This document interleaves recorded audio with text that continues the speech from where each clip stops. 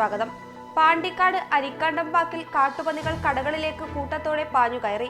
10ഓളം പന്നികളാണ് ഇന്ന് രാവിലെ കടകളിലേക്ക് ഓടിക്കയറിയത്. പന്നിയുടെ ആക്രമണത്തിൽ നിർത്തിയിട്ടിരുന്ന 3 വാഹനങ്ങൾക്ക് നാശനഷ്ടം സംഭവിച്ചു.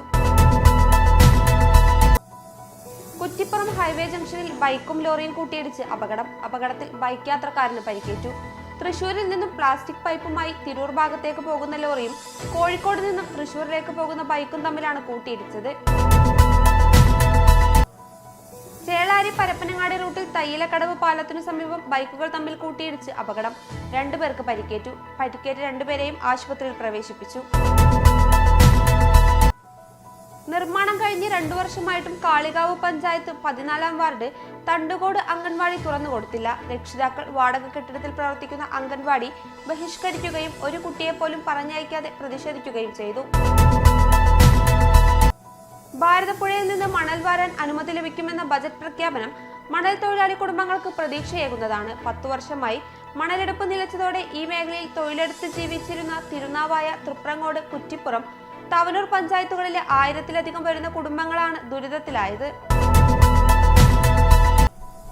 1 വർഷം മുമ്പ് തുറന്നുകൊടുത്ത കോരങ്ങത്ത് സ്ഥിതി ചെയ്യുന്ന തിരൂർ നഗരസഭയുടെ EMS കമ്മ്യൂണിറ്റി പാർക്കിന്റെ നടത്തിപ്പ് നിർത്താനൊരുങ്ങി കരാറുകാരൻ.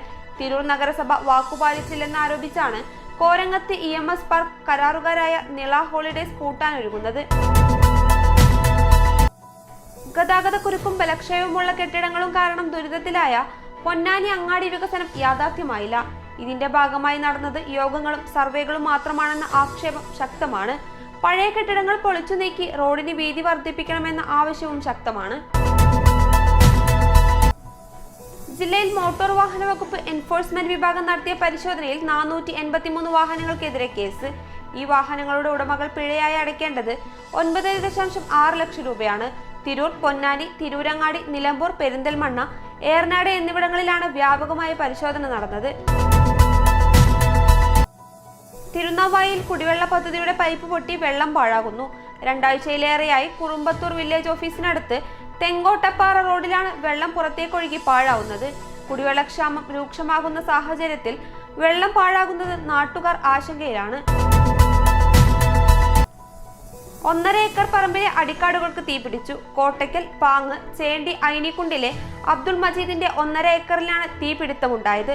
മലപ്പുറം അഗ്നിരക്ഷാ സേനയുടെ 1 മണിക്കൂറോളം നീണ്ട ശ്രമഫലമായാണ് തീ അണയ്ക്കാനായത്. ഇതോടെ ടുഡേ അറ്റ് മലപ്പുറം സമാപിക്കുന്നു. പുതിയ വാർത്തകളുമായി അടുത്ത ദിവസം കാണാം. നന്ദി.